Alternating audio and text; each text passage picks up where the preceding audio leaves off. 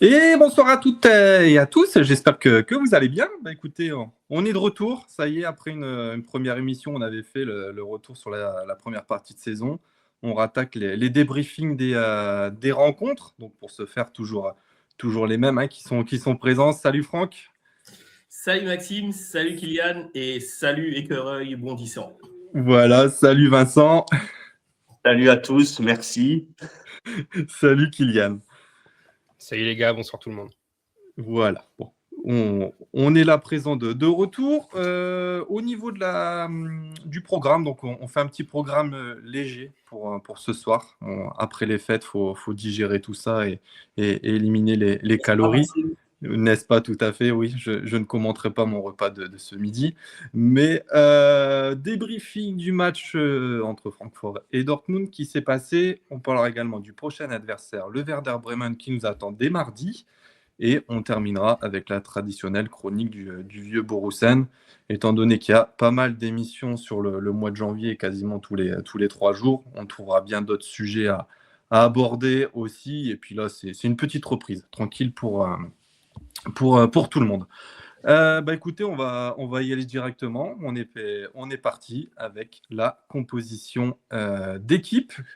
Donc, cette première de 2026, réservée par Kovac. Donc, je vous la redonne dans les gardiens. Donc, il y avait une grande incertitude avec Kobel qui était malade. Mais hier, Kobel, finalement, ça a bien été Kobel au poste. Dans l'axe, Schlotti, Anton et Zule. À gauche, Svensson. À droite, Ryerson. Dans l'axe, Nmecha, Sabitzer.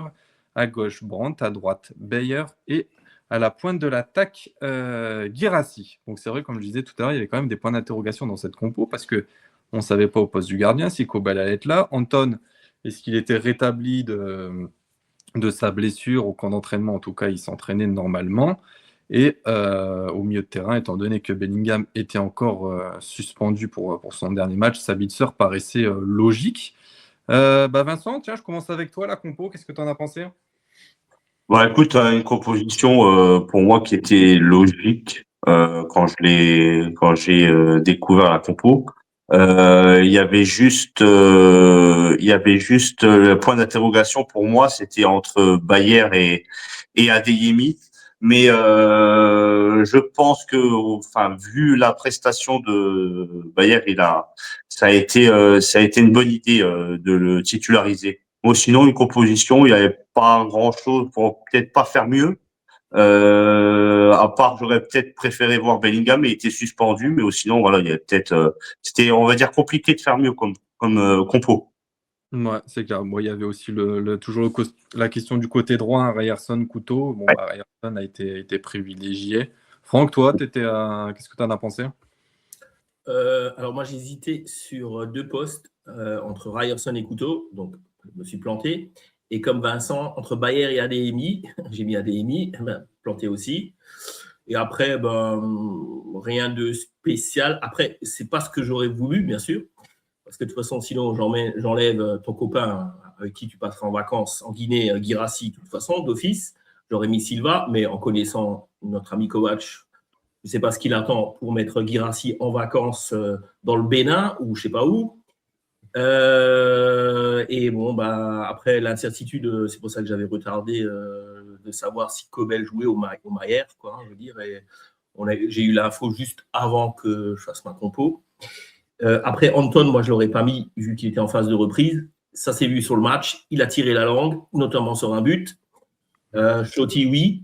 Et on a fait je pense que Kovac a fait un super appel. Hein. Zule, on ne va pas le conserver, mais on le met dans l'effectif départ, alors qu'on a un mec comme Mané sur le banc. Donc Mané, il servira juste à cirer le banc, à rien faire d'autre, quoi, je veux dire. Hein. Voilà. C'est ça. Après, c'est vrai qu'en conférence de presse, Kovac, il avait aussi bien brossé Zule en disant qu'il avait fait un beau camp d'entraînement et tout. Donc, ouais, voilà, c'est ça. C'était un beau camp d'entraînement avec 5 kilos au moins en surpoids. Oui, il a bien mangé au camp d'entraînement. Oui, d'accord. Oui, okay. Ouais, c'est clair que le buffet devait être bon, hein, en Espagne. Ouais, le buffet devait être bon. Et son buffet était bien rempli aussi, d'après moi. Mais, ouais, c'est vrai que. Alors, est-ce que je ne sais plus qui c'est qui avait dit, c'est le maillot gris qui lui va pas ou ouais, mais moi qui ai dit ça. Ouais, voilà. C'était juste pour être gentil avec lui. Voilà. Mais ce soir, je suis pas gentil. On va tirer les scuds. Ouais, c'est vrai qu'il a repris du poids. Faut pas dire le contraire. C'est clair. Et écoute, non, franchement, moi maintenant, le Guinéen, c'est plus Guirassy, c'est mon petit Kaba. Kylian, je vais te laisser la parole sur la compo, mais maintenant c'est Kaba le Guinéen. Kaba, il est né à Bielefeld, Kaba, et il joue avec, je crois, les U17 allemands. Donc, a priori. Alors après, peut-être qu'il n'a pas envie de faire le voyage Guinée-Allemagne à tous les rassemblements. Ça s'entend à son âge. Mais ouais, le petit Kaba sur le banc. Qui a bien chauffé le banc, mais en même temps, peut-être que le match ne se prêtait pas non plus à une entrée. Mais c'est bien de ne pas avoir des plots blancs et d'avoir des jeunes à la place des plots blancs sur le banc. Après, non, pour la compo, moi, je me pose des questions quand même sur Emre Can, quoi. Parce que pour faire jouer Anton sur une jambe, Joël, ce sera le premier à le dire, que Can revient de blessure, que ça a été long, etc. D'accord, mais Anton aussi revient de blessure, en fait, tu vois. Et il revient de blessure depuis encore moins longtemps. On ne savait même pas s'il pouvait vraiment jouer. Et Can, il rentre et il prend pas la place de Anton. Il prend le demi-espace droit. Ouais, je commence à me poser des questions sur le statut de Can vraiment dans la hiérarchie. Parce qu'à la base, il est supposé être numéro 2, voire aller peut-être numéro 3 derrière Anton ou Ben Sebaini. Mais c'est le capitaine, quoi. Il est censé être titulaire. Ça fait un moment maintenant qu'il est revenu, qu'il s'entraîne avec le groupe. Composition de départ après les fêtes, il est toujours pas titulaire. Ça fait poser des questions. Et après, alors, Ruerson, Couteau, c'est vrai que j'ai mis Couteau. Parce que la forme parle pour Couteau, je pense, et ne parle surtout pas pour Ruerson. Mais je pense que Kovac a eu peur en fait du couloir Brown-Knauf. A raison, parce que ça va à 2000 dans ce couloir-là. Ça explique sans doute pourquoi Ruerson n'est pas Couteau. Et après, Bayer, moi je le mettrai jamais titulaire de toute façon. Donc j'avoue que sur ça, j'étais assez sceptique. Franchement, quand j'ai vu la compo, j'ai fait OK. C'est pas trop ce à quoi je m'attendais, quoi. Je pensais que nouvelle année, on donne un vent frais à Adeyemi, on le relance parce que dans l'absolu, ça reste un meilleur joueur que les trois devant, de toute façon. Donc, ouais, d'où amer cette première compo de 2026. Ok, écoute, on verra pour la prochaine dès mardi prochain. Concernant Can, je crois qu'il le dit un peu lors d'une interview avec sur Sky, qu'il ressent toujours des petites douleurs mais par contre il veut bien prolonger chez nous et que l'année prochaine il sera là. Mais tu m'étonnes. Tu m'étonnes, payer grassement. Pour rester soit à la maison ou soit sur le banc, je pense qu'on le fait tous ici. Donc, il y en a deux comme ça, tu mets Can et Brandt, ils sont contents de prolonger. C'est les seuls deux qui veulent prolonger en tout cas. Donc après, on verra la suite s'il y a des prolongations, mais en tout cas ça paraît de bon augure. Voilà, sur la composition, on va partir directement sur le match du coup. Donc je pense que si vous suivez le Borussia Dortmund, vous avez vu le résultat. Donc ça a terminé sur un match nul 3-3, donc riche en buts, et on verra aussi après avec la journée qui a été riche en buts aussi sur toutes les rencontres. Premier match du coup un vendredi 20h30. C'est vrai qu'il y avait le climat qui a fait un peu basculer tout en Allemagne avec les grosses fortes tombées de neige, de matchs annulés. Il revenait aussi du camp d'entraînement, donc différence de température également pour les joueurs. Donc on espère qu'il n'y aura pas des maladies derrière, parce qu'on sait qu'au mois de janvier c'est la grande mode aussi. Donc retour de la trêve internationale. On découpe le match en deux périodes, première et deuxième. Écoute, Franck, tiens, je commence avec toi sur ce coup-là. La première période, qu'est-ce que tu en as pensé? Match plaisant, sur même l'ensemble du match. C'était agréable à voir. Après, je peux plus avec le Guinéen devant. C'est plus possible. C'est catastrophique, quoi. Je ne sais pas quoi. Il est au niveau où il était à Rennes. Donc, vive la régression, quoi. Et Brandt, à un moment, je me suis demandé s'il était sur le terrain en première mi-temps. C'était... Comme Sabitzer. Qui ça? Sabitzer. Ah, c'est un nouveau? Un milieu de terrain. Ah, ok. Bon, lui non plus, je ne l'ai pas vu. Je veux dire, alors moi, il y a des mecs qui se cachent. Guirassy, c'est pas qu'il se cache, mais lui, il préfère revenir en arrière. Il faudra quand même lui dire que son poste, c'est un avant-centre. Je veux dire, donc, ce serait bien qu'il percute devant un peu, quoi, et qu'il percute aussi là-haut, quoi, un peu, ce serait bien. Après, sinon, c'était un match qui était un peu, qui est parti dans tous les sens. Je veux dire, c'était plutôt bien équilibré. Je suis content que le forfait de Keubel n'a pas été au bout du compte, malgré que je pense qu'Alex Mayer aurait fait le boulot aussi. Mais Keubel nous a de nouveau, encore une fois, sorti quelques parades de classe internationale. Il finit pas pour rien, je crois, premier au classement kicker. Hein. Ouais. C'est le cas de le dire. Hein. On a vu cette semaine, kicker a publié pas mal de positions, hein, je veux dire. Hein, et Keubel est en classe internationale tout à fait mérité et à son honneur. Quoi, hein. La charnière centrale, vu la composition, ouais, j'ai trouvé qu'elle était très très lente. Hein, je veux dire, à part Schlotterbeck qui a rempli son rôle. Notre ami Zule était un peu à côté de ses pompes, pas comme son dernier match où il a été bon contre Mönchengladbach, mais alors là, non, je suis désolé. Et Anton, je suis d'accord avec Kylian, il jouait sur une jambe. Tu l'as vu sur certains replacements, il avait du mal, quoi, je veux dire. Tu avais l'impression qu'il ne voulait pas forcer pour ne pas se blesser. Je ne pense pas qu'il était à 100%. Hein, donc, il y a quand même un problème, je veux dire, là-dedans. Je veux dire, on fait jouer des joueurs qui sont à 100%, hein, je veux dire, et pas qui sont à 80 ou 90. Hein. Surtout que tu joues Francfort, c'est une intensité. On sait que c'est une équipe qui sait jouer, qui a des problèmes défensifs. Après, on a eu des occasions avec un gardien qu'ils ont aussi faible derrière, parce que je leur trouve leur gardien faible. Ils ont un problème existant, les gardiens, ils ne savent pas qui mettre entre celui qui a joué là et les erreurs. Et leur défense, ce n'est pas une assurance sous risque. Hein. Donc, on a eu des occasions, beaucoup d'occasions, je trouve. Je pense qu'un partout à la mi-temps, c'est bien payé pour Francfort. Oui, c'est clair que au niveau de la présence, parce qu'au final, quand tu regardes Dortmund, tu as quand même 10 premières minutes où tu nous donnes le ton, etc., où on pousse. Mais après, de la 10e jusqu'à la 30-35e, il ne se passe plus grand-chose, à part tu as une petite frappe, je crois, de Brandt sur la fin et de Schlotti. Mais après, ouais, c'est vrai que c'était un match combatif. On les relance en première mi-temps, parce que, bon, après, je ne vais pas mettre la faute à Guirassy, il ne le voit pas le joueur venir. Hein, donc, je veux dire, c'est une faute. Je veux dire, d'un attaquant dans une surface, on sait ce que ça donne. Quoi, hein, je veux dire, donc, bon, je pense que même un autre joueur l'aurait fait, cette faute. Donc, bon, allons-y, le penalty est mérité, il n'y a rien à dire. Et on les a remis un peu en selle, quoi. Hein, et ouais. Devant, comme dit, pour dire que Bayer, c'est notre meilleur joueur, je reviens un peu avec Kylian aussi. Hein, c'est pas que j'aime pas Bayer, bien au contraire. Hein, je trouve que c'est un jeune qui se donne, mais qui est quand même limité dans son évolution pour l'instant, parce qu'il est très brouillon. Mais, je veux dire, autrement, Brandt est un truc inexistant. Bon match de Ryerson, comme l'a dit Kylian. Il valait mieux mettre peut-être Ryerson. Moi, j'avais mis Couteau, mais c'est vrai que quand tu regardes les petites fusées qu'il y a du côté de Francfort, c'était bien vu. Svensson, je l'ai trouvé sans plus, sans moins. Rien de plus. Mais meilleur en seconde, Svensson. Ouais, meilleur en seconde, quoi. Et le but, un joli centre de c'est Ryerson qui fait le centre. Hein. Et il y a la passe avant de Schlotti qui part. De Schlotti est super. Ouais. Mais ça, Schlotti le fait toujours très bien. Les changements d'aile et les passes longues, il sait très bien faire. Quoi. Et surtout, balancer à l'opposé, c'est vraiment son truc. Et il le fait très bien sur Ryerson. Super contrôle de Ryerson et très beau centre. Et il faut quand même le dire à Bayer, il vient bien couper la trajectoire. Hein. Après, un gardien bon, je pense, la sort. Quoi, je veux dire, parce que l'appel de Ryerson est excellent aussi. Hein. Alors, la qualité de Schlotterbeck n'est plus à démontrer, mais Ryerson, il y a appel, contrôle, centre en première intention. Ouais. Et Bayer, franchement, on l'a rarement connu aussi clinique. Hein.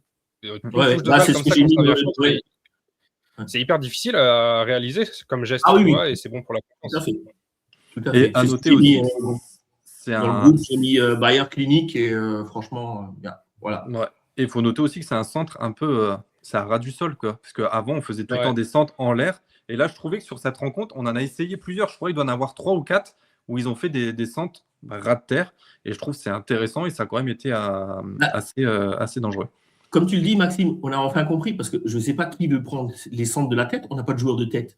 À part Guirassy, mais qui a un timing aussi bien que moi en tant qu'un gorille dans une cage.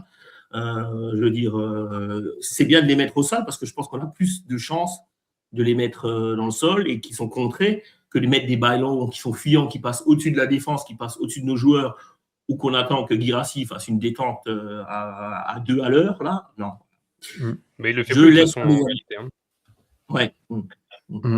Bon, au moins, on voit qu'ils ont travaillé quand même quelque chose durant le camp d'entraînement, parce qu'on l'a pas vu ça en partie de première saison. Donc, c'est que ça a dû être travaillé durant la petite semaine Ils en au parlaient, soleil. justement, on a vu en conférence de presse, ils en parlaient, des coups de pied arrêtés, que ça devait être une amélioration, parce qu'on n'est pas dans le top gratin. Je pense que les stats de Kylian pourra nous le dire, au niveau des coups de pied arrêtés, je veux dire, on peut faire beaucoup, beaucoup mieux, quoi, je veux dire. Ça, c'est clair. Toi, Vincent, du coup, qu'est-ce que tu en as pensé de la première période? Bah écoute, quand le match a commencé, on a tout de suite été dans le bain avec le but de Bayer qui a été, pour moi, je sautais de ma chaise, hein, comme on dit. Hein. Trampoline. T'as sauté du trampoline, pardon. Voilà, c'est un peu ça, ouais. Et on en a peut-être pas trop parlé, mais c'est vrai qu'on a la défense, je l'ai trouvé vraiment fatigué. C'est dommage, mis à part Zule qui a eu un comportement que moi j'ai quand même bien aimé, même si ça n'a pas été le meilleur joueur de cette équipe contre Francfort. J'ai aimé son comportement un petit peu, son caractère et son tempérament, son esprit combatif à ce moment-là. Et on n'a pas parlé de joueurs. En tout cas, je vous ai pas entendu parler, mais quand même, Félix Elmecha, pour moi, sur l'ensemble du match, pour moi, c'est l'homme du match pour moi. C'est vrai qu'on a parlé. Première, j'ai trouvé un peu en dessous en première période par rapport à la Beaucoup seconde. de passes loupées, je trouve, qui n'arrivaient pas à son destinataire quand même. Quoi, hein. Ouais. J'ai trouvé meilleur en deuxième mi-temps, mais en première, je l'ai trouvé un peu en dedans quand même. Quoi. Après, Il n'était pas aidé avec son voisin. Je suis peut-être pas objectif parce que moi voilà, je vais pas le cacher 120 ans, hein, c'est vraiment mon joueur de cœur dans cette équipe, mais moi je l'ai trouvé vraiment bon. Bon, il a un peu de chance quand même sur son but, mais ça on en parlera. Mais bon, sinon oui, très bonne première période de No Youngs, mais bon, même si le penalty, bon, il est largement mérité, on mérite quand même plus en première mi-temps. Ok, bah écoute, je reprends sur les propos, Franck, tout à l'heure. Je crois que Bayer est meilleur buteur de Bundesliga à Dortmund. Hein. Je crois qu'il est avec 5, c'est ça? Je crois que c'est notre meilleur buteur actuel. Hein. Non, il est à égalité, je crois, avec quelqu'un. Ah, il a égalité? Je crois. Ok, bon, il y a peut-être Kylian qui pourra nous le dire avec les.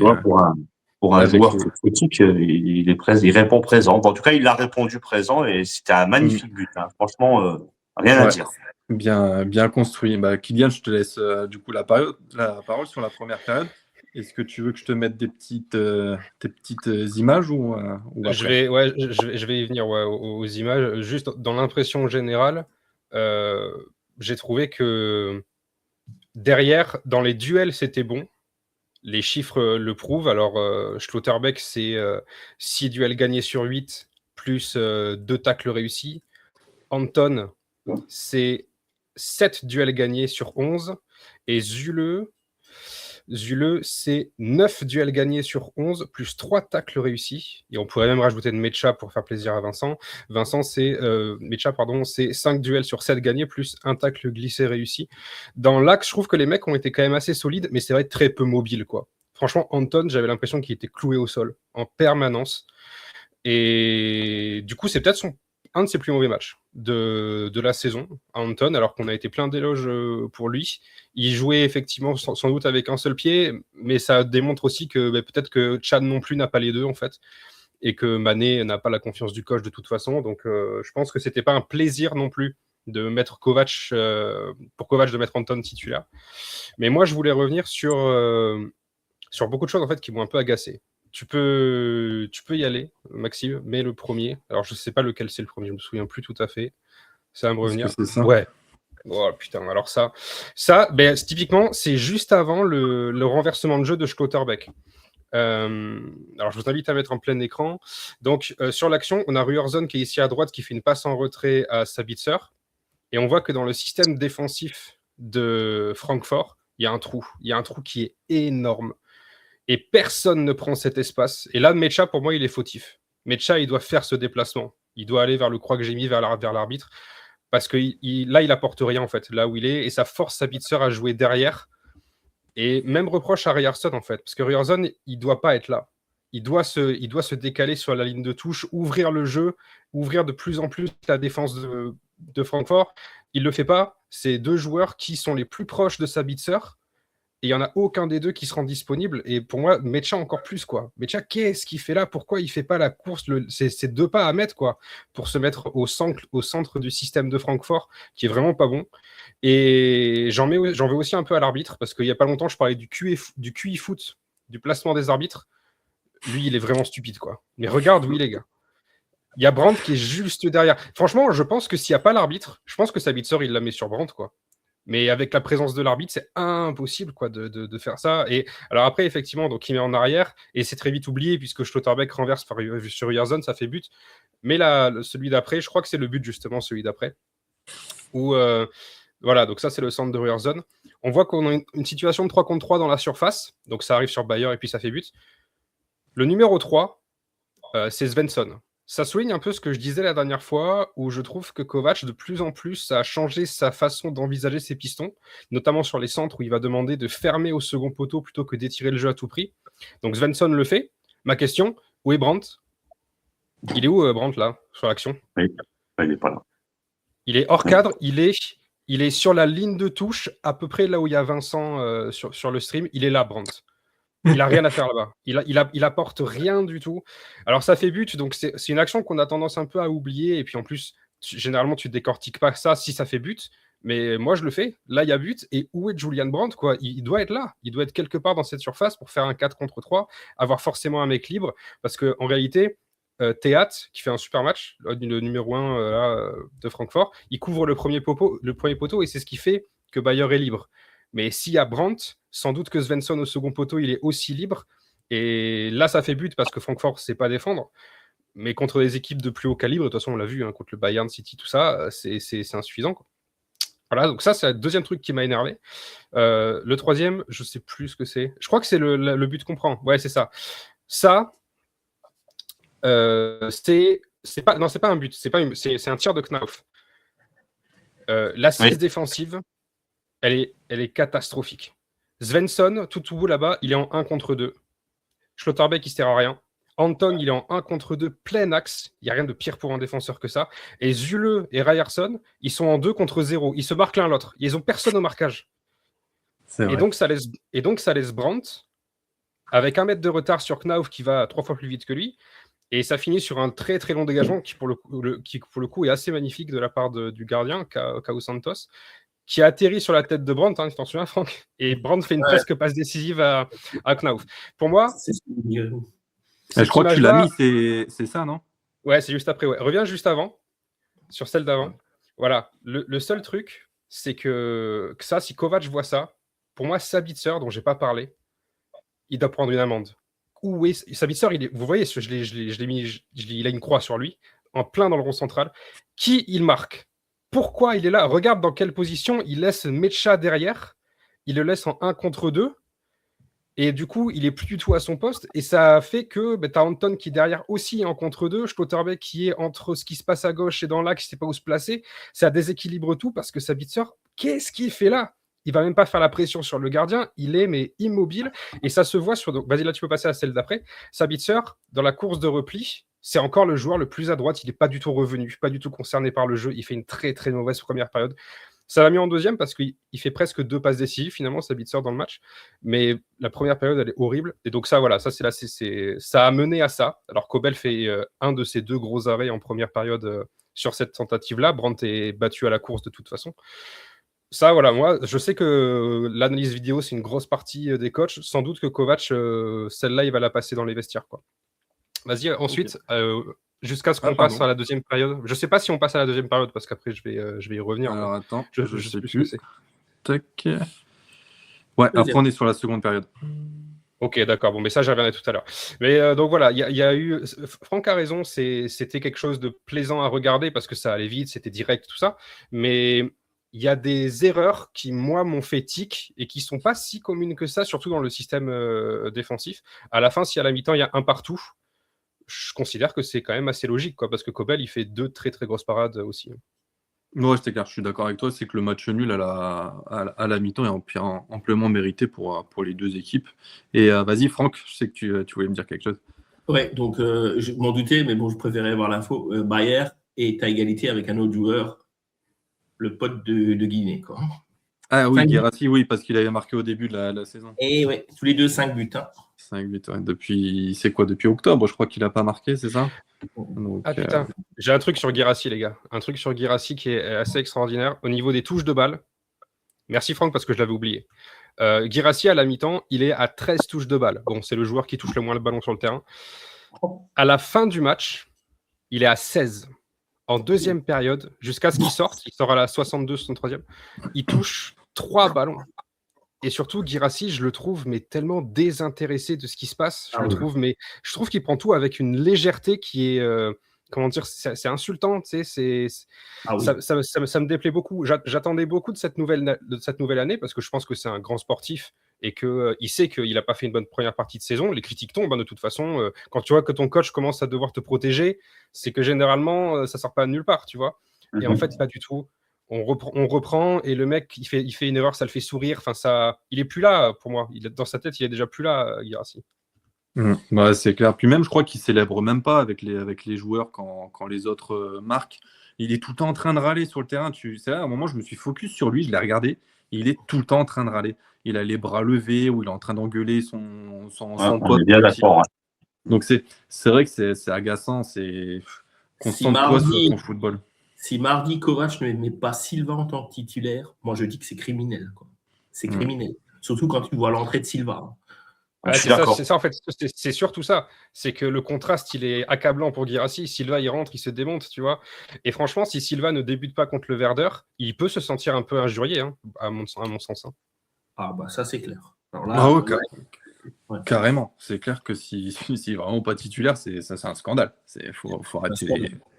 Faut arrêter les conneries.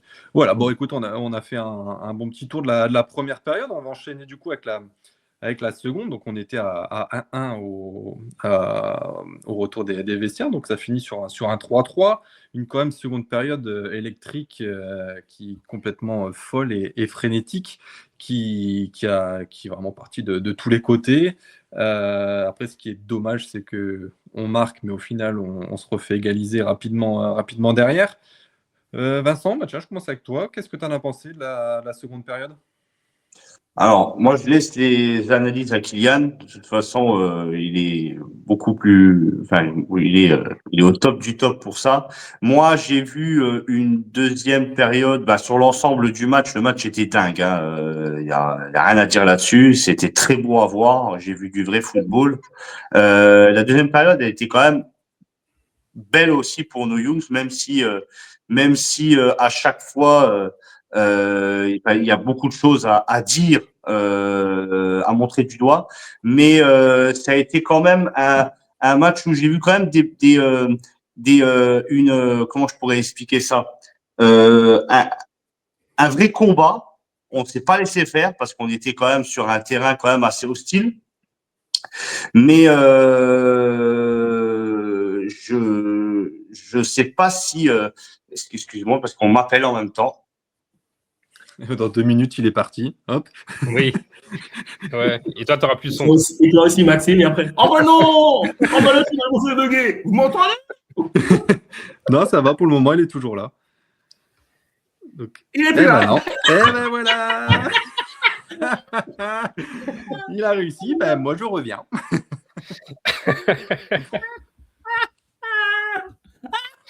Voilà, Franck, ça faisait longtemps. Ça faisait longtemps, tiens. Moi, c'est les moments que je préfère. Je préfère autant qu'ils ne reviennent pas. Moi, je suis plus à l'aise comme ça. Moi. Je pense que les gens dans les chats préfèrent aussi, quand il n'y a juste pas Vincent et Maxime, ils préfèrent une émission où il y a juste nous, en fait. Quand il y a les vrais goûts. Moi, je suis déjà revenu. Bien joué. Maxime revient bientôt. Parce que là, voilà. Donc, écoutez, c'est la police qui l'a rattrapé. Il va revenir, donc ça doit être son écureuil qui doit l'appeler. Mais écoutez, on va enchaîner du coup. Il redira un peu ce qu'il a pensé. Franck, je vais faire avec toi, comme ça, Kylian, il fera le reste. Bah ouais, une deuxième bonne mi-temps aussi, je trouve, à part défensivement, où j'ai trouvé qu'on était lent, et je sais pas, à part Schlotti qui a rempli son rôle à peu près, je dirais, mais le reste, c'est et frustrant quand même cette deuxième mi-temps parce que, ok, on met le 2-1 sur un tir de Razmoket de Nmecha, parce que bon, le gardien de Francfort, franchement, hein, en termes de mobilité et en termes de tout, il est quand même. Bon, bref. Ah, il est lent à aller au sol. Hein. Ouais. Ah oui, très très lent, ouais. Et on mène 2-1. Et c'est là, tu vois, la différence avec déjà le Bayern. Quand on mène 2-1, il faut enfoncer le clou. Avec un gardien aussi mauvais, il faut tirer. Et on ne tire pas assez, quoi, je dirais, quoi. Parce que de loin, ah tiens, là, écureuil bondissant. Il est de retour. Je m'excuse. Hein. T'inquiète, il n'y a pas de souci. Il n'y a pas de souci, de toute façon. Donc, avec un gardien qui est aussi mauvais, il faut allumer, quoi. Je veux dire, on sait qu'il va faire une faute de main, quelque chose dans le genre, quoi. Je veux dire. Et à 2-1, moi, j'avais l'impression qu'on pouvait. Voilà, encore la gestion minimaliste, je veux dire, qu'on se contente du 2-1, je veux dire, alors qu'on est capable de mieux faire, quoi, je dirais. Surtout, à un moment du 2-1, tu as Silva qui est déjà sur le terrain, je crois, hein, je veux dire. Oui, il rentre à la 60, voilà. Silva se démène, il décroche, il vient, il essaye de dribbler les joueurs, il fait des trucs intéressants. Donc, qu'on essaye d'enfoncer le clou, mais on n'enfonce pas le clou. Après, on se prend le 2-2 sur une couverture défensive de nouveau très aléatoire. Quoi. Tu vois Anton qui est à la rue, Zule qui a besoin de ventoline. Et donc, on prend le 3-2 sur une erreur. Chan est un peu aussi responsable sur ce but, hein, je veux dire. Et en plus, Daoud, un ancien de chez nous. Bon, voilà. Et on peut être content qu'on met encore le 3-3. Quoi, je veux dire. Ouais, c'est clair, parce qu'en plus, le but à la fin, il est vraiment. Oui. Ça rebondit sur à droite, à gauche. En plus, il y avait peut-être une main parce qu'il y avait la VAR. Donc, ouais, c'était, on va dire, un coup de chance. Hein. Je pense que d'égaliser à la dernière minute, c'était chanceux. Donc, mais, sur l'ensemble du match, je suis un peu frustré qu'on ne gagne pas ce match. Sur le déroulé, je veux dire, de la fin du match, je suis hyper content qu'on ramène, comme disait Kylian, et là je suis d'accord, qu'on ramène un point qui est quasi synonyme de victoire. Quoi. Mais sur l'ensemble du match, vu le nombre d'occasions qu'on avait, on avait plus d'occasions franches que Francfort. C'est un peu dommage quand même. Parce que bon, on laisse des plumes. On a de la chance que Leverkusen se fait démonter par Stuttgart. Quoi, je veux dire, mais bon, et Leipzig, il faudra attendre parce que Leipzig reste à 4 points, mais un match en moins. Quoi, je veux dire. Ouais, c'est ça. C'est vrai que c'est dommage parce que Francfort, c'est vraiment une équipe à cours alternatif qui est capable du meilleur. Mais des fois, en fait, ils ont une très bonne offensive, mais défensive, c'est très inquiétant chez eux. Ouais, c'est une équipe je trouve, qui n'est pas équilibrée. Je pense qu'ils ont beaucoup de talent. Je pense même sur l'effectif qui est peut-être plus talentueux que le nôtre, je pense. Hein. Oui. Ouais, parce qu'ils ont des jeunes surtout qui sont en devenir. Hein. Le Brown qui est très bon. Hein. Là, on sait très bien. Hein, je veux dire. Même un gars comme Uzun, quand on compare à Brandt, c'est même Hugo Larsson, il mange tout notre milieu de terrain. Il n'y a pas à chier. Alors, même le nouveau qu'ils ont pris là, qui nous marque le deuxième but, hein, c'est ça. Emnou Talib. Il y a Delberg. Ouais. Ils ont beaucoup de qualité, mais leur équipe est très mal équilibrée. Topmüller, je ne suis pas fan de sa philosophie de jeu et surtout qu'il n'est pas arrivé à trouver une assise défensive et je ne comprends pas le pourquoi. On n'est pas en interne chez eux, on ne va pas parler, je veux dire, de Francfort, mais ils avaient un gardien qui stabilisait bien la défense, ils l'ont laissé partir pour aller au Paris FC. Et ils vont prendre Zetterer à Bremen et ils ne savent pas qui est numéro 1 chez eux. Là. Je veux dire, c'est un jeu de parce qu'ils ont 2 numéros 2 en vrai. Ni l'un ni l'autre n'a le niveau élite. Hein. Meilleur et meilleur que les deux, de toute façon. Sachant que le gardien qui a joué là a quand même pris plus de la moitié des buts en Bundesliga, quoi, je veux dire. Donc, ouais. Après, bon, peut-être d'ici la fin du mercato, aller rechercher un gardien s'ils voient que ça continue comme ça. Bon, ouais. Mais en tout cas, voilà, sur la fin du match, on peut être content du 3-3, mais un peu frustrant parce que je pense qu'il y avait quand même mieux à faire, je veux dire, et possibilité de gagner ce match-là. Mais bon, bref.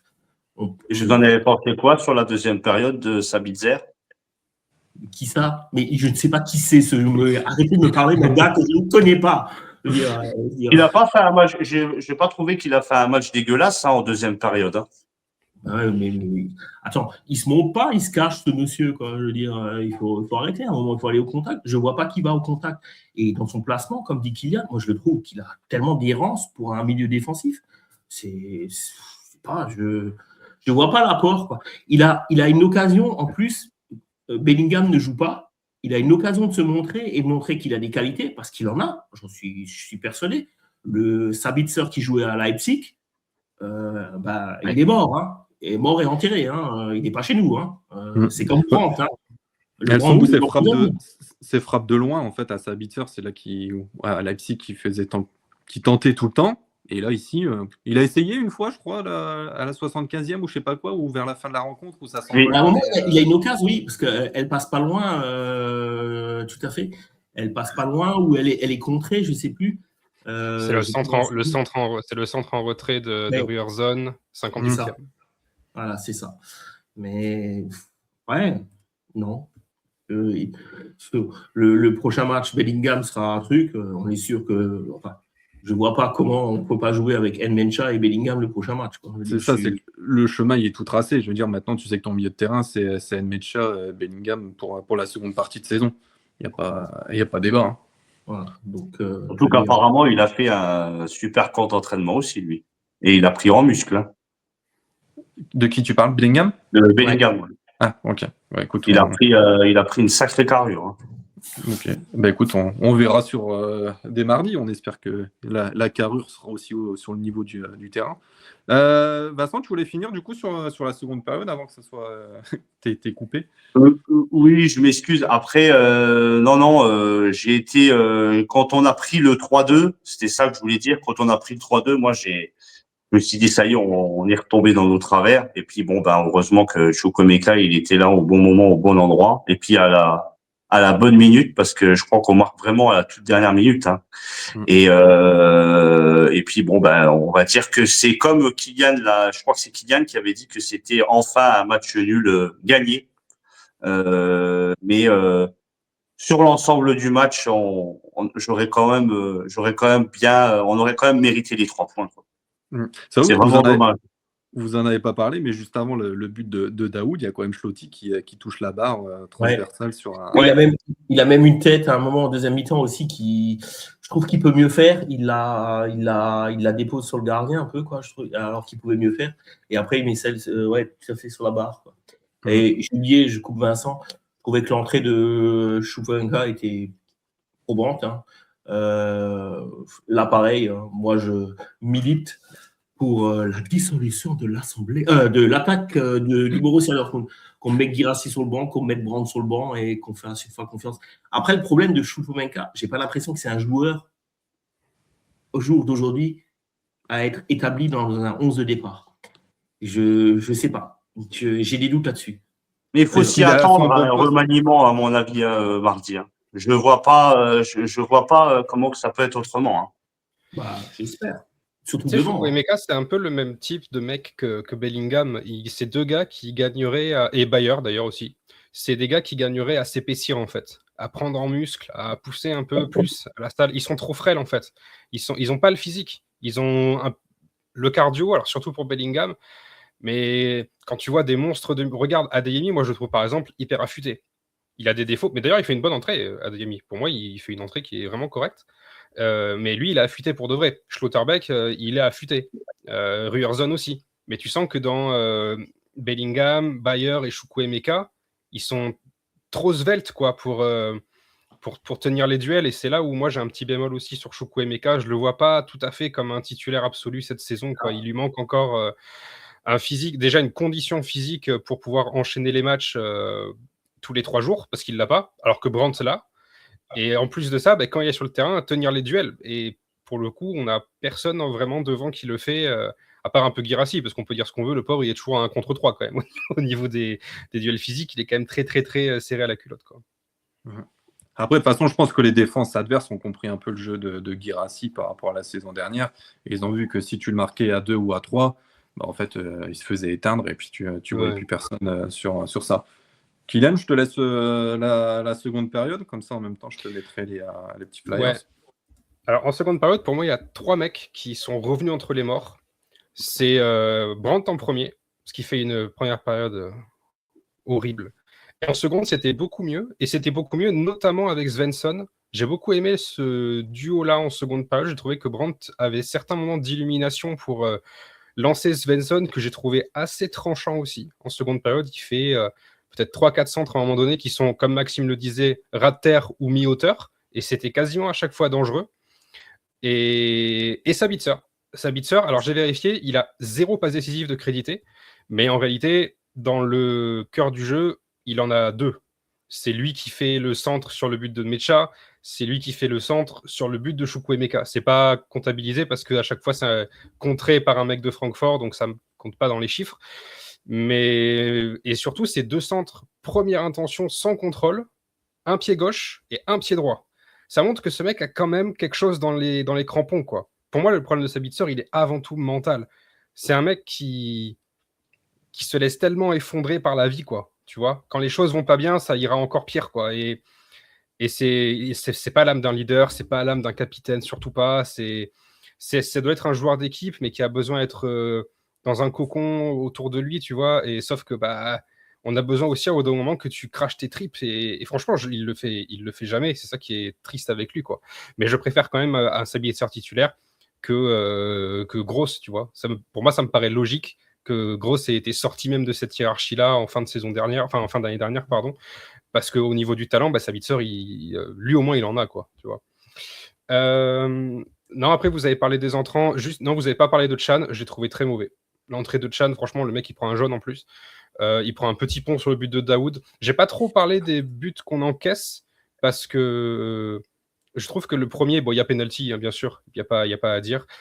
Et le troisième, c'est pareil, ça sort franchement de nulle part. C'est difficile d'en vouloir à l'équipe. Mais par contre, le deuxième, on va en parler. Donc là, vas-y, tu peux y aller. Donc on va commencer avec les corners. Ça, c'est un truc que j'avais noté, qui m'avait agacé à un point. Donc on repasse en plein écran. Je ne comprends pas comment on tire les corners, en fait. Je parle pas de la qualité fondamentale de pied de Svensson, que je trouve bonne et de mieux en mieux. Franchement, il s'améliore sur les coups de pied arrêtés. De match en match, c'est toujours un peu mieux. Mais à un moment donné, on a eu Ben Sebaini qui les tirait, aucun sens. À un moment donné, on avait Schlotterbeck qui les tirait, c'était pire que tout. Pas parce qu'ils sont mauvais, mais juste parce qu'ils seraient tellement meilleurs ailleurs.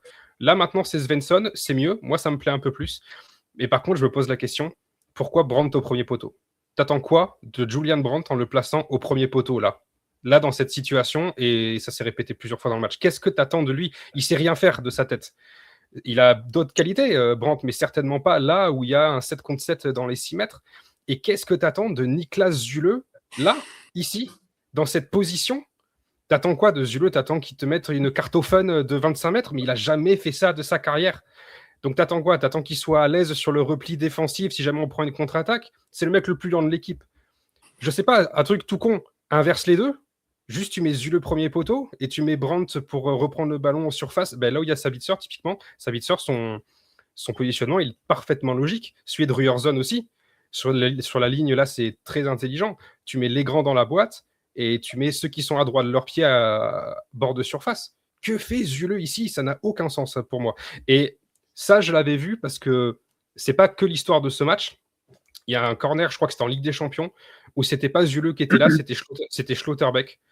Et Schlotterbeck, je suis désolé, mais c'est ni le tireur de corner, ni le mec qui doit reprendre à 20 mètres, quoi. Il doit être dans la zone de combat, là où il est. D'ailleurs, la preuve, sur ce match, il a fait 2 reprises de la tête. Il y en a une qui va sur la barre et l'autre, elle est cadrée aussi. Ouais, ça a tendance à m'agacer. Et il y en a un autre corner à la toute fin du match où c'est pas les mêmes protagonistes, mais on voit du coup que c'était pas l'histoire d'un corner. C'est la tactique de Kovac sur les phases arrêtées. Moi, je la comprends pas. On en parlera après. Vas-y, tu peux enchaîner? Non, il y en a une autre avant. Exactement. Ça, messieurs, c'est à montrer dans toutes les académies. Que fait Waldemar Anton? Où il est? Pourquoi est-il ici? Parce que la passe de... Alors, c'est Kalimwendo, leur nouveau joueur, qui fait une entrée correcte, même si pour moi, il doit prendre rouge. Zule, il a le jeu devant lui. Ryerson est juste derrière Zule. Il voit l'alignement de Zule. que fait Anton ici? Est-ce que c'est vraiment à Waldemar Anton de couvrir la profondeur, sachant que le gars, il court avec une remorque aux fesses? Pour moi, le but, c'est ça. C'est vraiment sur lui qu'on le prend. Parce que Zule, si Anton s'était axé sur Zule, alors peut-être qu'il n'a pas communiqué aussi, hein, c'est peut-être aussi la responsabilité de Zule de hurler monte, monte avant la passe, hein, évidemment. Mais dès lors qu'Anton ne monte pas, mais Zule, il est hors jeu. Jamais il revient, on le sait tous. Et lui, le premier, je pense qu'il le sait d'ailleurs. Et ça se voit donc après, sur la course de repli de Zule. Il a même dépassé Anton au sprint. C'est-à-dire si Anton... Regarde où est Anton. Il trottine.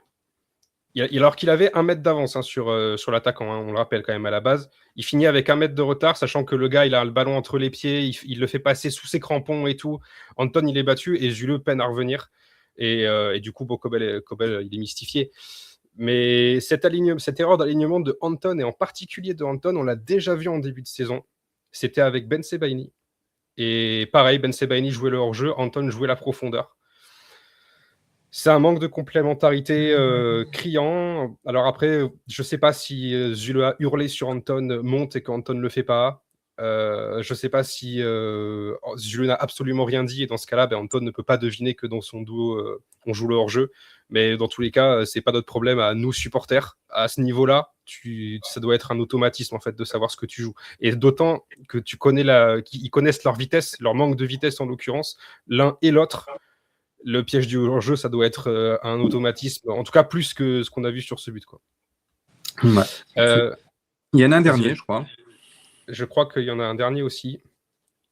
Ah, c'est le corner de fin de match, voilà. Donc là, on retrouve Emre Can dans le rôle de Nicolas Zule pour le remake. Pareil, Emre Can, en plus, on connaît sa vitesse pour les replis défensifs, donc parfait de le mettre là.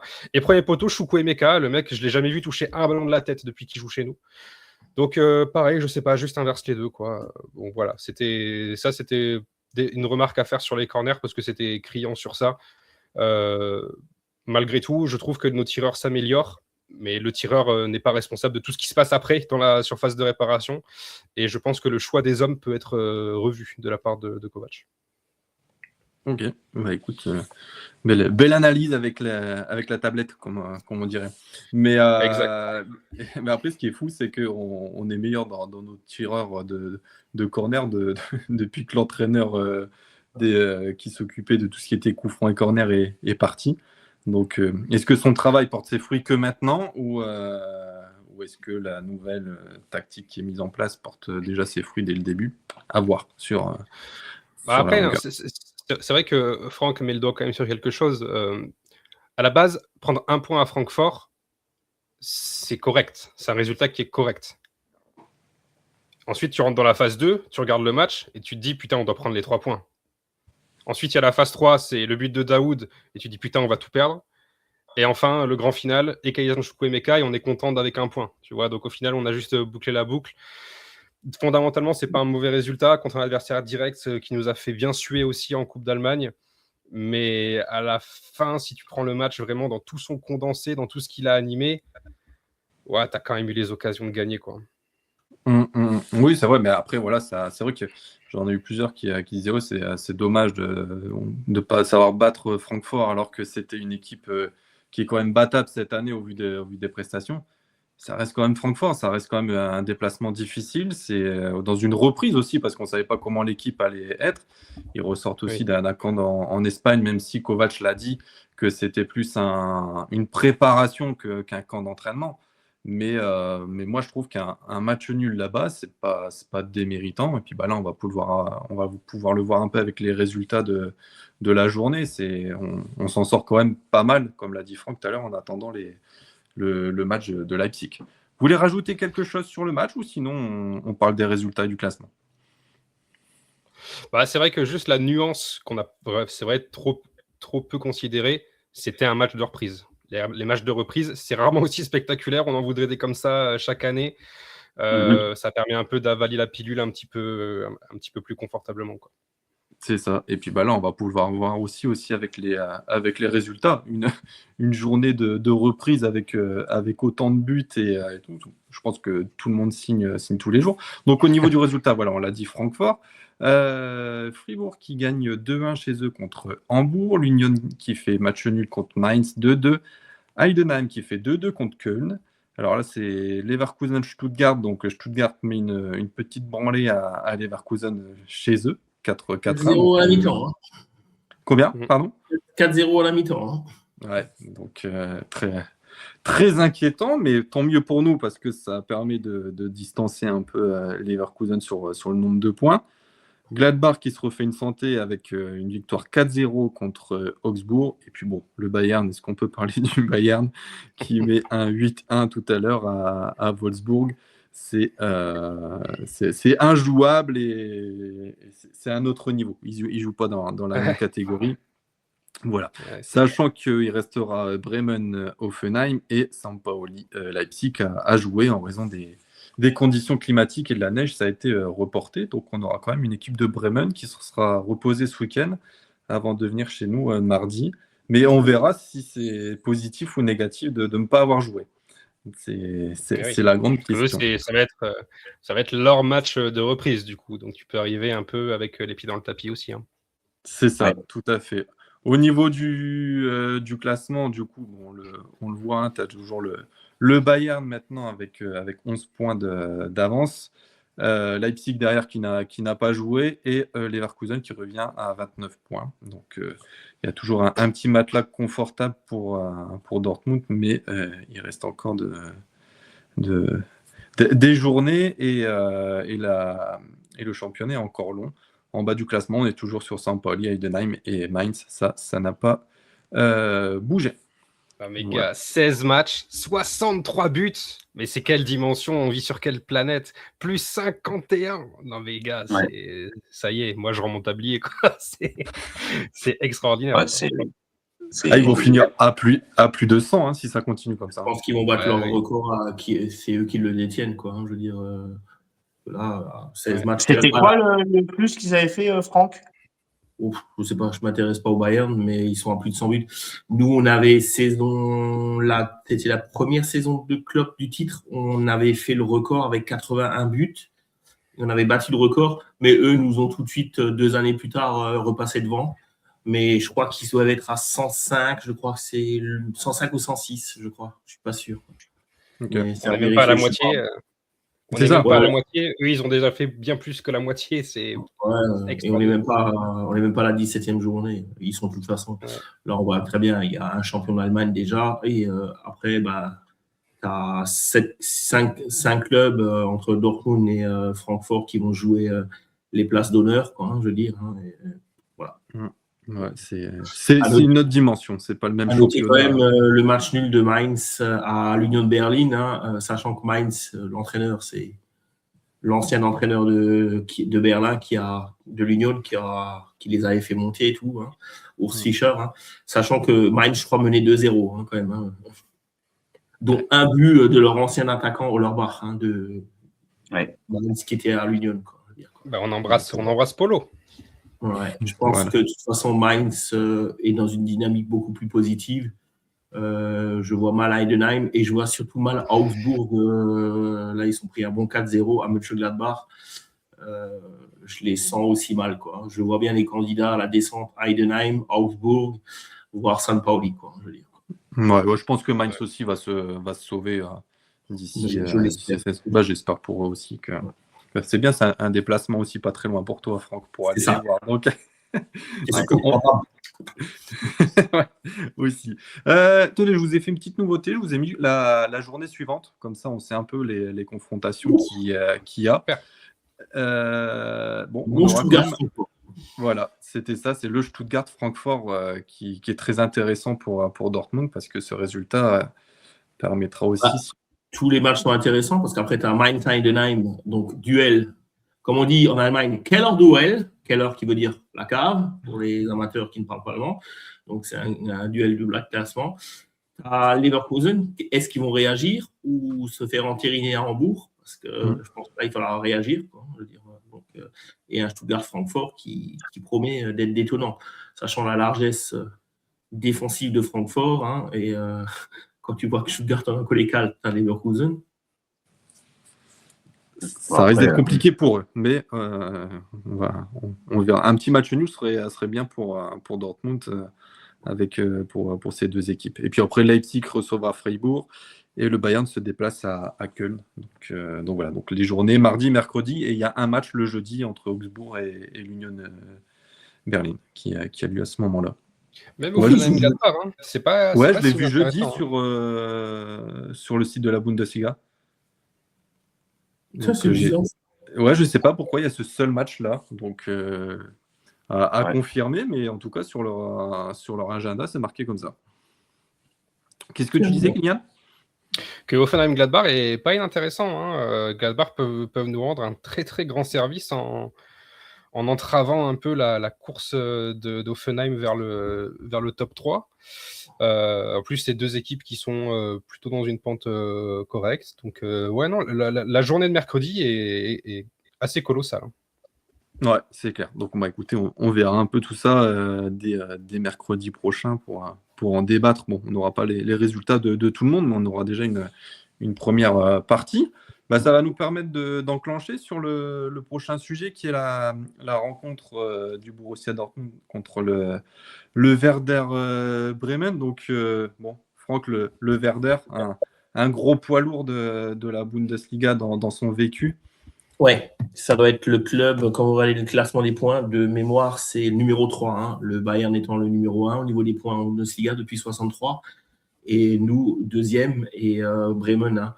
C'est un club qui a surtout une belle épopée à l'époque, dans les fins des années 80 et années 90. Hein. On parlera de Mario Basler, hein, de Dieter Reis et Winton Rufer, et surtout d'un entraîneur emblématique qui a été champion d'Europe avec la Grèce, notre ami monsieur Otto Rehhagel, hein, qui a fait vraiment le succès de ce club. Hein. Ils ont aussi encore, après, dans les années 2000, avec... Pizarro.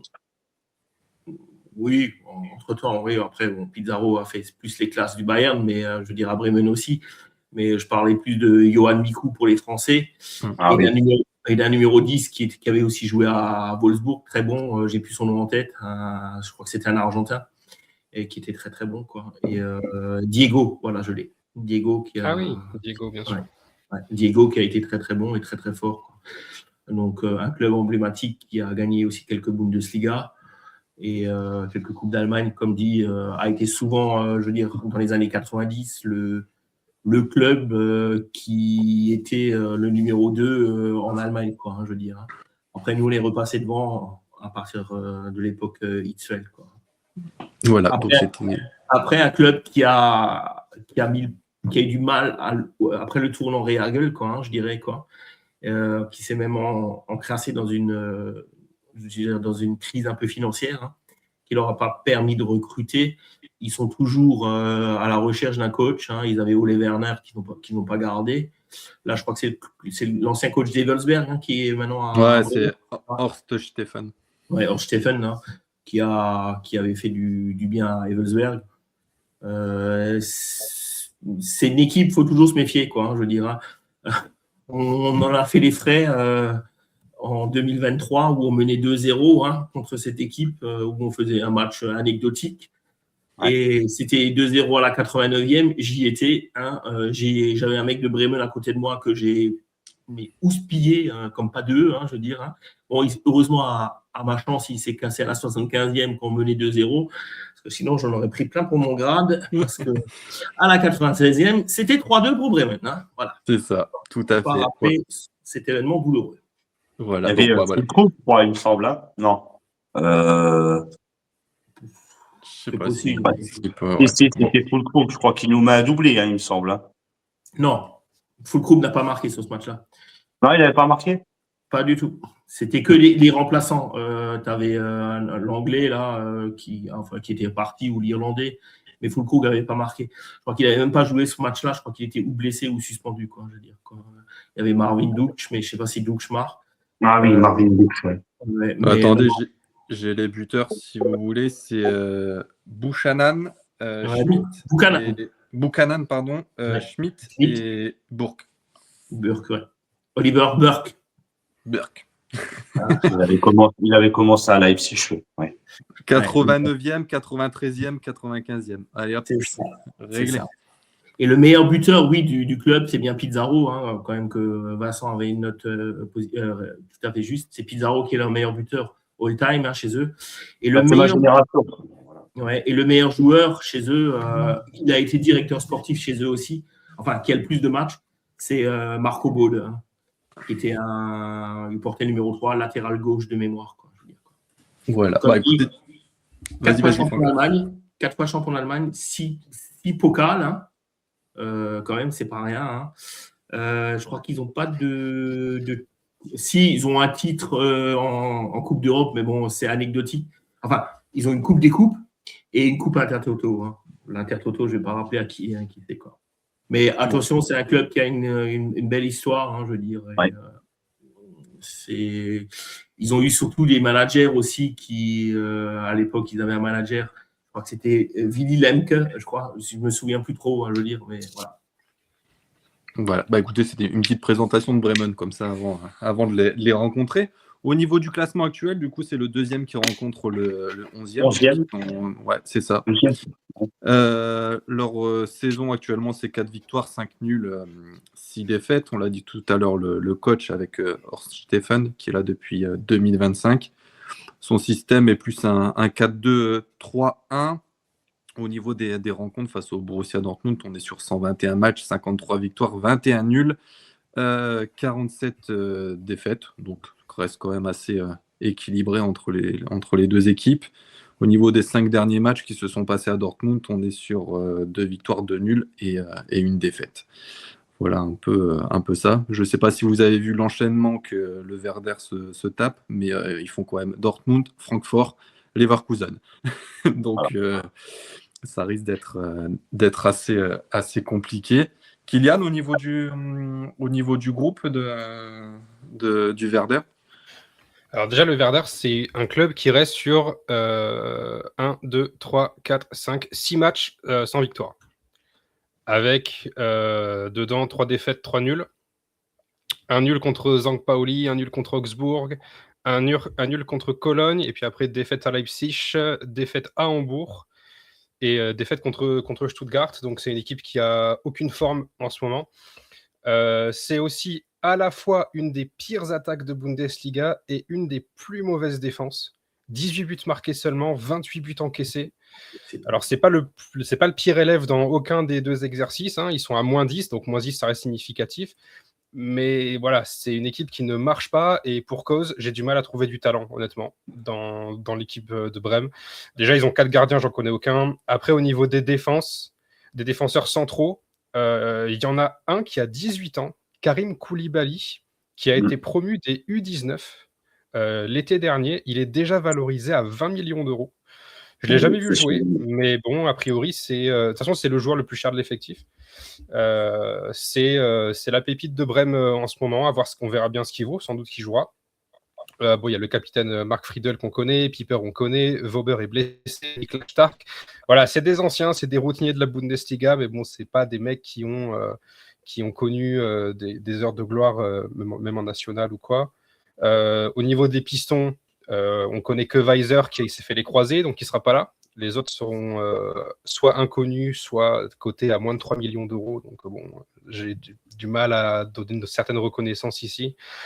Au milieu de terrain, alors on connaît Jens Stoge, c'est leur meilleur buteur, un Danois de 29 ans, milieu défensif numéro 6. Il a tendance à mettre des grosses frappes à 25 mètres. Hein. Il y en a une qui nous a mis je ne sais plus quand, mais il n'y a pas si longtemps que ça. Qu'est-ce qu'on a? On a Bittencourt, mais bon, Bittencourt, on le connaît, il sera suspendu de toute façon, il sera pas là. Et devant, il y a Jinma, qu'on connaît aussi, qui est peut-être le détonateur de cette équipe-là. Parce que Boniface, j'ai lu, et c'est un peu triste en réalité pour Victor Boniface, qu'il envisage de mettre un terme à sa carrière pour une raison qui serait affiliée à un Sporting valide, hein, en gros, des problèmes à répétition au niveau de son genou. Il est de nouveau blessé au niveau du genou, ça nécessite encore une opération, sachant qu'il est prêté par Leverkusen. A priori, il ne jouera pas de toute façon pour le Werder, et même à son retour à Leverkusen, lui envisagerait de juste raccrocher les crampons à 25 ans. C'est triste. Et après, donc au niveau des chiffres, donc Stoge est le meilleur buteur. Romano Schmidt, donc on connaît aussi un ancien de chez eux, c'est le meilleur passeur. Mais C'est le bon, meilleur voilà. joueur. C'est le Et meilleur c'est joueur romain. effectivement, sans doute le meilleur joueur aussi. Ça peut. 25 ans, international autrichien, Romano Schmidt, qui a quand même déjà pas mal de matchs. Et il a plus de 155 matchs avec Bremen en Bundesliga, pour info, je veux dire. Donc, dans tout ce que j'ai dit, honnêtement, personnellement, il n'y a rien qui me fait rêver à aucun poste. Il y a Naby Keita, tiens, qui joue plus du tout, qui a 30 ans. Mais bon, voilà, c'est une équipe moyenne, quoi, dans la qualité de l'effectif. C'est une équipe moyenne et à domicile, tu te dois absolument prendre les 3 points, d'autant que eux, ils restent donc sur 6 matchs sans victoire et qui n'ont même pas fait encore leur reprise. Donc, pour moi, ça ne ressemble pas à un match piège, mais parfois, c'est ceux qui ressemblent moins à des matchs pièges qui le sont. Donc, méfiance, mais bon, ça devrait aller, quoi. Ouais, c'est clair que tu as souligné Boniface, c'est vrai que celui, c'est le cauchemar de cette année un peu 2025 pour lui, hein, parce il était à 2 doigts de s'il à un moment au Milan AC, et puis maintenant, il se retrouve au Werder. Ouais, avec des problèmes de Ils genou. l'ont recalé à la visite médicale. Parce que Ouais, quand voilà, c'est ça. tu vois la photo de son genou, franchement, Ouais. ouah, juste la photo du genou, moi, ça me suffit. Je veux dire.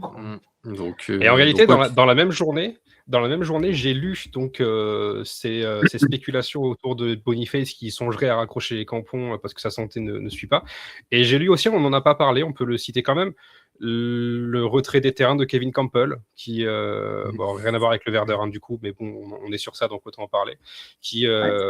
Alors, je crois qu'il part pas en retraite, hein, c'est une pause de carrière qu'il fait après le décès de son grand frère.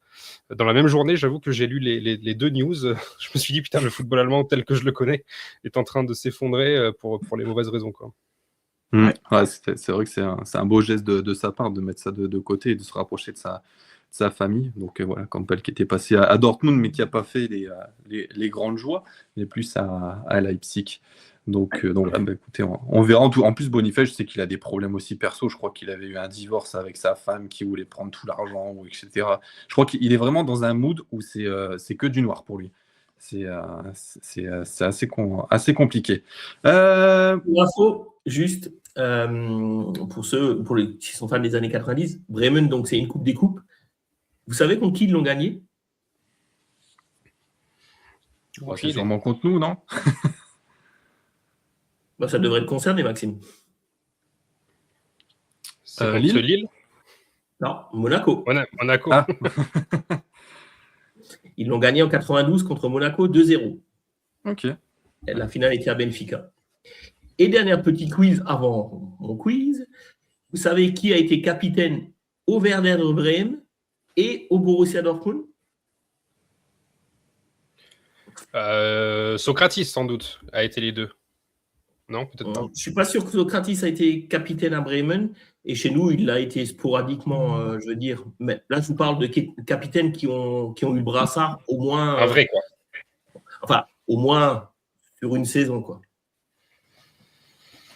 Déjà, j'ai pas 50 joueurs qui ont fait les 2 clubs, honnêtement. Alors, en plus, moi, c'était le quiz que je voulais faire, vous dire les joueurs qu'ils ont fait entre le Dortmund et le Werder. Peut-être on peut les citer.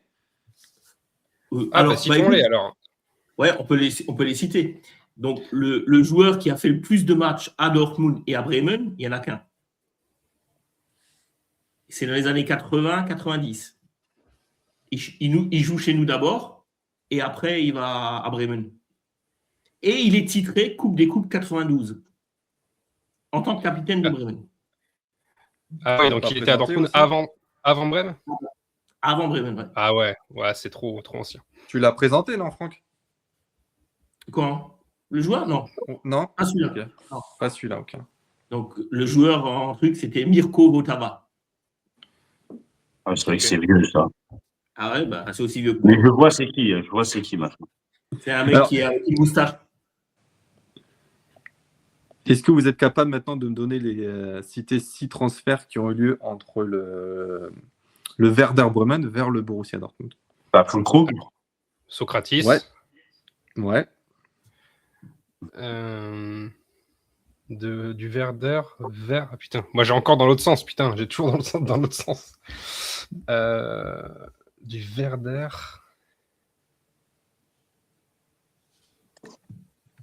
Franck, si tu veux donner peut-être les plus anciens, parce que je suis allé des années 90, je ne suis pas allé plus loin. Voilà, je crois qu'à part Füllkrug et Socrates, récemment, il n'y a que ça, il me semble. Ah, vous en oubliez un, quoi. Et Kylian, je suis très très déçu que tu le trouves pas celui-là. Ah ouais, merde alors. Il y a un important. Un milieu C'est de terrain. C'est mon gars, quoi. Je sais pas, peut-être. Bah, tu l'aimais bien, je pense. Ah ouais. Milieu danois. Ah, Delaney, oui, bien sûr, Thomas Delaney. Ah bah oui, c'est vrai. Delaney, ouais. Ouais. Oui, c'est vrai. Bien sûr. Et après, il en reste 3. On est plus dans les années 90 et les années 2000. Peut-être ça sera plus Franck. Là, j'ai un trou. C'est des Un Allemands, trou les 3? Il y en a un, oui, si je dis pas de bêtises. Les 2 autres, non. Ah. Alors, tu as Michael Schulz, non? Ou il est allé à Bremen après, je crois. Non, je l'ai pas dans ma liste. Donc, Attends, mais Ok. Petric, il vient de Brême, non? Non. Non. Non. D'accord. Non. Il était en Suisse, Petric. Petric est venu de Basel de mémoire, quoi. bah, si vous voulez, je vous les donne, hein, comme ça. Vas-y, vas-y. Ouais. Donne-moi les prénoms. Les prénoms, ça suffira. Ah putain, Dis-lui comment. j'ai gardé que les noms. Bon, la prochaine Bah, fois, donne les noms. Donne les noms, ça suffira. Alors, il y a Frings. Thorsten Frings, milieu, je l'ai présenté, c'est pour ça, ouais. Voilà, c'est pour ça que je te disais tout à l'heure que je pensais Ouais. que c'était lui. Valdez. Nelson Valdez, attaquant. Ouais. Et Owomoyela. Ah, Patrick putain. Owomoyela, arrière gauche. Ah oui. Eh oui, voilà. Arrière C'était- droit, pardon. Gauche ou droite? Arrière droit, au moment où il est là. Ouais. Ah, Donc voilà, putain de c'était merde. les 3 autres. Donc, Et Owomoyela, numéro 25. Thorsten Frings, chez nous, il portait le 8. Et avec qui? Valdez avait le 9. Voilà, vous avez les maillots. voilà, vous savez tout. Et Francky vous a donné toutes les infos. Bah écoutez, ça tombe bien, c'est sa petite chronique. Il va vous faire deviner un joueur. Alors, je vous le dis, c'est pas compliqué. C'est très facile. Il a fait une petite reprise tranquille. Donc, Franck, vas-y, c'est à toi. Alors, on va vous parler d'un milieu central, milieu récupérateur. Secondaire ou à milieu droit-gauche, mais ça a été plutôt un milieu récupérateur. A joué chez nous 3 saisons et demie. De 2006 jusqu'en janvier 2010, ça a été transféré après. Pour info, je porte son maillot. Ah, mais putain, mais attends, moi je suis sur Brême encore. Il a rien à voir avec Brême, lui. Non, oh bah, non, Pardon. pas du tout. Ok, pardon. Pas du tout. Alors, regardez son parcours. Hein. Donc, c'est 98 matchs de Bundesliga. Ok. Vous avez quand même un bel indice avec Ouais. la première ligne. Ouais. Serie A, c'est ça? Ouais. Serie A, ok. Bundesliga. Putain, mais il a voyagé, le mec. Et oui. Là, je vais te dire un peu par où il est passé. Comme ça, t'as Voilà. tout. Ouais, Vous donc avez c'est tout. un putain. Brésilien, quoi. C'est un Brésilien, milieu récupérateur. Je peux vous donner une info que personne ne savait. Enfin, personne. Moi, oui, mais Maxime ne l'a pas appris. Non, je sais pas. C'est un des meilleurs amis de Ronaldinho.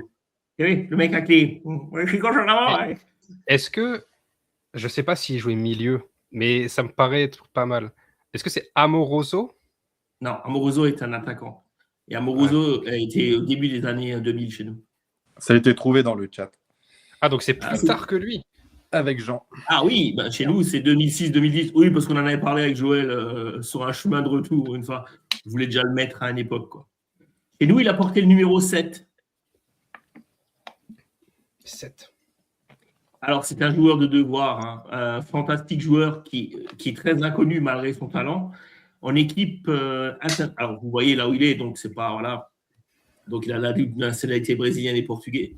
Il a 4 sélections avec l'équipe du Brésil seulement. Et il n'a que 47 ans au jour d'aujourd'hui. Il marque un but victorieux contre le Bayern de Munich où on gagne en 3-2 en 2007.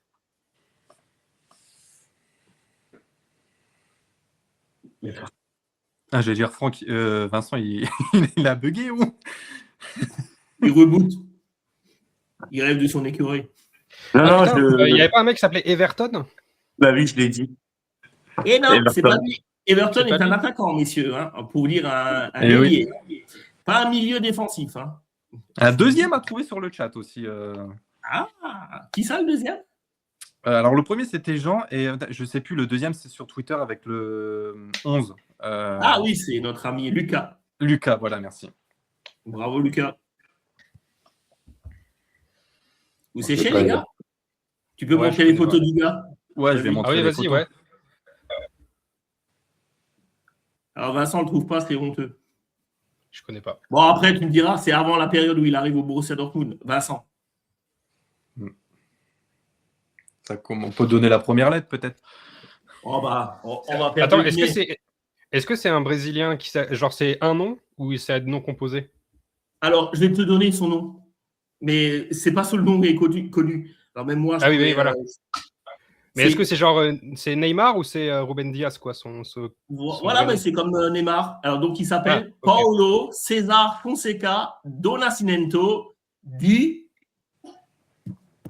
quelque chose. Ok. Ah ouais. Ah, c'est- Allez. Oh, mais me retourner, bande de. Ah. Tinga. Tinga. Oh la vache, ah oui, ouais. Bon, alors là, je l'ai vu sur le mur, mais non, je m'en rappelle Oui. plus du tout. Et ouais, Tinga, fabuleux milieu récupérateur, hein, auteur du 3-2 contre le Bayern en 2007. Un gars de devoir qui vient au Borussia Dortmund quand on est en crise. Hein. Sachez qu'au niveau des transferts, sur ces périodes-là, à partir de 2006-2007, on ne fait presque rien. Sachez que le joueur le plus cher qu'on a pris à l'époque, ça devait être Alexander Frey pour, je crois, 4 millions d'euros au grand maximum. Quoi. Pour vous dire que maintenant, c'était dérisoire. Quoi.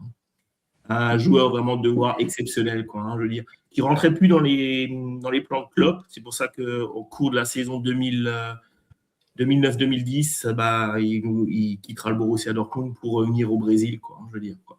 Où est-ce qu'il retourne où à ce moment-là? Son club International.